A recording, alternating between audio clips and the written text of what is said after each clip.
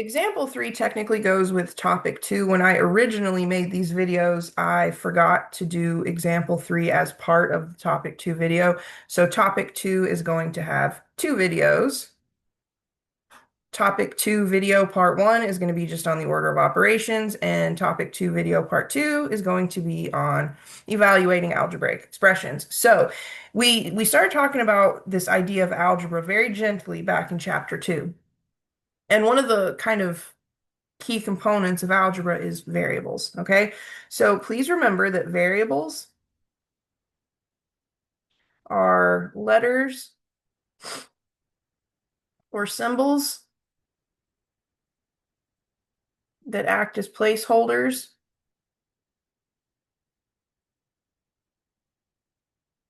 for numbers. Okay, so we use variables as placeholders for numbers. Okay, so when we have an algebraic expression, and that's just addition, subtraction, multiplication, division, potentially exponents too, with variables and numbers, when we have a situation like that, we call that an algebraic expression, we can do what's called evaluating. Okay, so evaluating is the process of replacing all of the variables with some given value and then using the order of operations to simplify. And that's what we're asked to do here in example 3. So example 3 says replace all variables with given values, use the order of operations to simplify.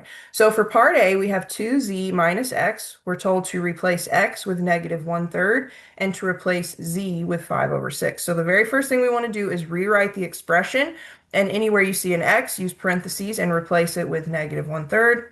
Anywhere you see a z, use parentheses and replace it with 5/6. So we get 2 times z, where z is 5 over 6, minus x, where x is negative 1/3. Okay. First thing I want to address is the signs. Okay. So if we go back to the very beginning of, well, not the very beginning, but early in chapter 2, we dealt with addition and subtraction of integers. Okay. And we found that if we have a minus b, that is the exact same thing as saying a plus the opposite of b. And we just used a minus to indicate opposite. We need to do that right here because we have this weird double negative thing happening. So I'm going to keep my 2 times 5 over 6, but instead of subtracting negative 1/3, I'm going to add the opposite of negative 1/3, which is positive 1/3. And then this 2 over here that I'm multiplying my 5, 6 by, I think what I'm going to do is I'm going to write that 2 as a fraction. So I'm going to write it as 2 over 1. So we have 2 over 1 times 5 over 6 plus 1/3. And we know from the order of operations, remember the order of operations can be remembered with PEMDAS, or please excuse my dear Aunt Sally, where P stands for parentheses, really grouping symbols. E stands for exponents, M stands for multiplication, D stands for division, and then A and S stand for addition and subtraction. So in this problem that we have right here, we have multiplication and then we have addition. We want to take care of the multiplication before we do the addition, okay? So off to the side, I have 2 over 1 times 5 over 6. Okay.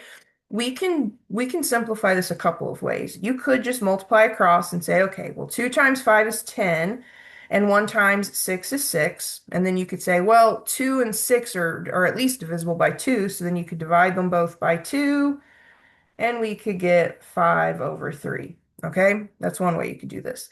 The other way you could do this is you could say, okay, I have 2 over 1 times 5 over 6.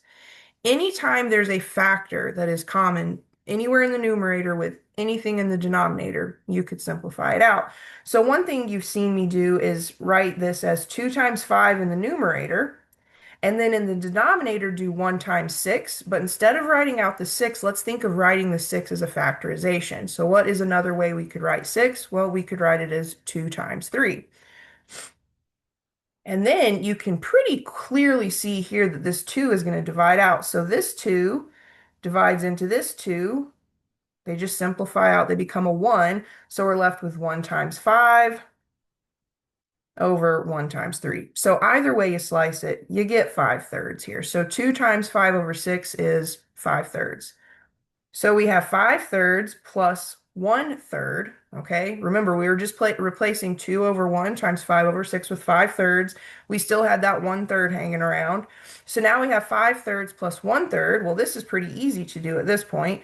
You add your numerators and you keep your common denominator. So 5 plus 1 is 6. So we end up with 6 over 3.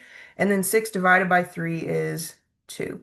So it kind of took us a while to get there with a lot of explanation, but 2z minus x equals 2 as long as x is negative 1/3 and z is 5 over 6. Okay? Now let's look at part B. So for part B, we have y plus x all over z, and we're told to evaluate when x is negative 1/3, y is 2/5, and z is 5 over 6. So let's see what happens here. First thing I'm going to do is just rewrite this expression, and anywhere I see an x, a y, or a z, I'm going to replace them with whatever value we're told to. So y is equal to 2/5 plus x, which is negative 1/3, all over z, which is 5 over 6. Okay, so we need to do a little work here. This is technically a complex fraction, and there is a trick that you can use with complex fractions, and it's really up to you, the mathematician, if you want to learn the trick with complex fractions or if you just want to kind of make this a multi-step problem, which is also fine. I think for the sake of just extra practice, we're going to do a multi-step problem here.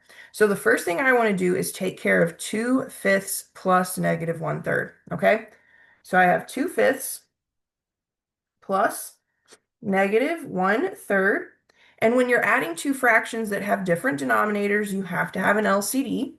In this case, the LCD is 15. All right, so I'm going to do some kind of like internal work here just to shorten the process out. We know that we have to look at our denominators and ask ourselves, what would we multiply each denominator by to get the LCD? So let's look at 2/5. What would I multiply 5 by to get 15? Well, I would have to multiply it by 3. So I could multiply my denominator by 3. But here's the deal. If you multiply your denominator by 3, you absolutely must multiply your numerator by 3. So we multiply top and bottom by 3. And remember, this is really just secretly, this right here is really just 3 divided by 3, which is really just 1. So we're really just multiplying 2/5 by 1. We're just kind of making it a useful form of 1, okay? Now, what would I multiply 3 in the second fraction by to get the LCD? Well, I'd have to multiply 3 by 5 to get 15. So I'm going to multiply top and bottom by 5. So again, just a weird form of 1. And what we end up with is 6/15 plus negative 5/15.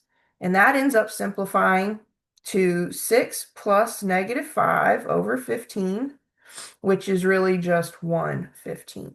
So my numerator is 1/15. My denominator is 5 over 6. And what you need to remember is this line right here. This fraction bar means divide. So I can rewrite this entire problem as 1/15 divided by 5 over 6. Whoops, 1/15 divided by 5 over 6. And remember the rules for dividing fractions. We keep the first fraction exactly the same.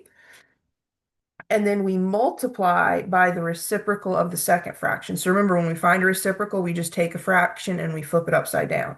So I'm going to take 1/15 and multiply it by 6/5. And we want to look to see if anything will simplify. Now, hopefully, as you keep practicing fractions, you get to the point where you can do some simplifying kind of in the body of the problem. But I'm going to go ahead and show you this one again, kind of worked out. My numerator is 1 times 6, but let's go ahead and write 6 as 2 times 3. And then for the denominator, I have 15 times 5, but let's write 15 as 3 times 5.